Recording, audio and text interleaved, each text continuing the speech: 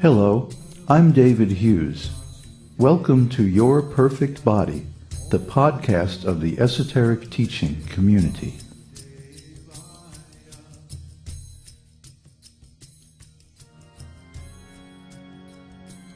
Today's selection is an essay entitled Kṛṣṇa is the Controller, Part 2.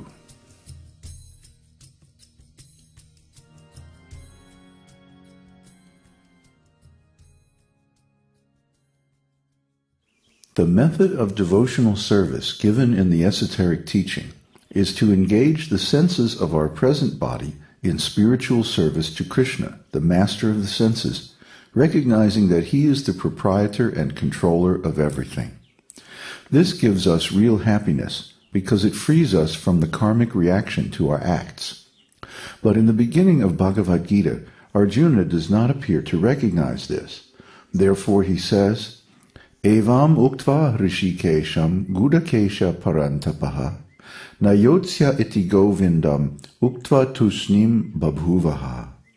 Sanjaya said, having spoken thus, Arjuna, chastiser of the enemies, told Kṛṣṇa, Govinda, I shall not fight, and fell silent. Bhagavad-gītā 2:9. Therefore, Kṛṣṇa is addressed as Hrsikesha, hinting that the solution to Arjuna's difficulty will be found when he engages all his senses in serving the order of Kṛṣṇa, Hrsikesha. Sarvopadhi vinirmuktam tatparatvena nirmalam hrsikena hrsikesha sevanam bhaktir uchyate. Bhakti, or devotional service, means engaging all our senses in the service of the Lord, the Supreme Personality of Godhead, the Master of all the senses. When the spirit soul renders service unto the Supreme, there are two side effects. One is freed from all material designations, and one's senses are purified simply by being employed in the service of the Lord. Chaitanya Charitamrita, Madhya Lila 19:170. Hence, bhakti means to serve Hrishikesh by the Hrishika, the senses. Kṛṣṇa is the master of the senses. Therefore, whatever senses I have in my present embodiment, their master and proprietor is Kṛṣṇa. When our senses are engaged in the satisfaction of the master of the senses, that is called bhakti. This is the definition of bhakti, devotional service. When the senses are engaged for sense gratification, not for the master, that is called kama, or lust. Prema means to love Kṛṣṇa and do everything for the satisfaction of Kṛṣṇa. That is prema, or pure spiritual love. And kama means the same things done for the satisfaction of my senses. That is the difference between lust and love, illusion and enlightenment. The senses are the medium in either case. Whatever you do, either you do it to satisfy your senses or to satisfy Kṛṣṇa's senses. But when you satisfy your senses, you become imperfect, illusioned, and when you satisfy Kṛṣṇa's senses, you become perfect. Because actually you cannot satisfy your senses without Kṛṣṇa. Hrsikena hrsikesha sevanam bhaktir uchyate. Therefore, to attain enlightenment, spiritual perfection, one has to purify the senses by engaging them in Kṛṣṇa's service. In material consciousness, everyone is trying to satisfy his own senses. Pungsastriya mituni bhavam etam tayor mito hridaya grantim ahuhu.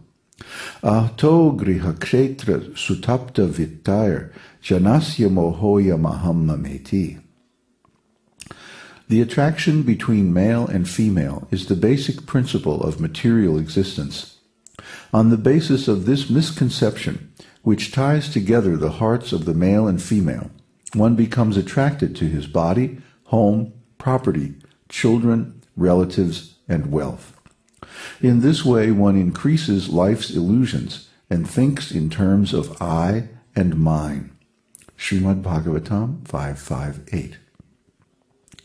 Pungsastriya maituni bhavametat. The whole material world is working on the energy of sexual attraction. In every species there are two sexes, male and female. The male is trying to satisfy his senses, and the female is trying to satisfy her senses. So in the material world, so-called love simply means sense gratification. There is no real love. It cannot be love because neither the man nor the woman is trying to satisfy the other party's senses. Everyone is trying to satisfy his or her own senses. The woman is loving a man for satisfying her senses, and the man is loving the woman for satisfying his senses. It is economics, a business deal. Therefore, as soon as there is any little disturbance in the process of sense gratification, there is divorce, because the central point is personal sense gratification. But we can make such a pretentious illusion of love. Oh, I love you so much. I love you so much. But there is no love in material existence. It is all kama, lust, sense gratification. In the material world, there is no possibility of real love. It's not possible. The so-called love in the material world is only cheating. Oh, I love you because you are so beautiful. You will satisfy my senses. Because you are young and beautiful. Yes, very satisfying to my senses. This is the world. Material world means pungsa striya maituni bhavameta. The whole basic principle of this material world is sense gratification. Yan maitunadi grihamedi sukham hitucham kanju yanena karayori vadukha dukkam tripyanti neha kripana bahudukha bhaja kantu tivan manajisam vishaheta dhiraha. Sex life is compared to rubbing of two hands to relieve an itch. Grihamedis, so-called grihastas who have no spiritual knowledge, think that this itching is the greatest platform of happiness, although actually it is a source of distress. The kripanas, the fools who are just the opposite of brahmanas, are not satisfied by repeated sensuous enjoyment. Those who are dhira, sober, however, who tolerate this itching, are not subjected to the sufferings of the fools and rascals. Śrīmad-Bhāgavatam 7:9-45.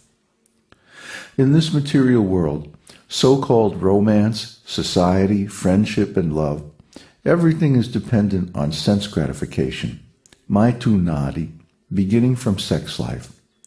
Yan maitunadi grihamedi sukham hitucham. So when one becomes free from this maitunadi sukham, attraction to sex life, he is a liberated soul, swami or Goswami. Swami means one who is a master of his senses. As Krishna is the master of the senses, so when one becomes Krishna conscious, he becomes master of his senses. It is not that the senses should be stopped from acting. Let them act, but their action should be controlled. When I require, I shall use them, otherwise not. That is the master of the senses. I shall not act impelled by the senses. The senses should act under my direction.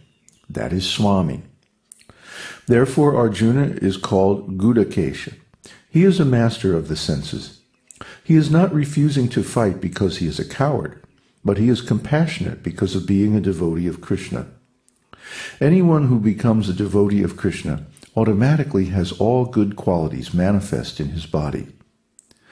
Yasyasti bhaktir bhagavatya kinchana sarvair gunaistatra samaste suraha harav abhaktasya kuto mahadguna manoratenasti dhavattu bahihi.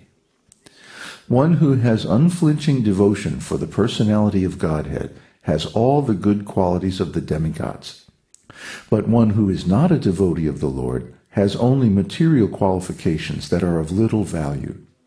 This is because he is hovering on the mental plane and is certain to be attracted by the glaring material energy. Śrīmad-Bhāgavatam 5:18-12. A pure devotee of the Lord has all godly qualities. So Arjuna is also on that platform. Otherwise, how can he become an intimate friend of Krishna unless he is on the same spiritual platform? Friendship becomes very strong when both the friends are on an equal level. Same age, same education, same prestige, same beauty. The more similarity of position, then the friendship becomes stronger. So Arjuna is also on the same spiritual platform as Kṛṣṇa. Just like if someone becomes friend of the president, friend of the king or queen, he cannot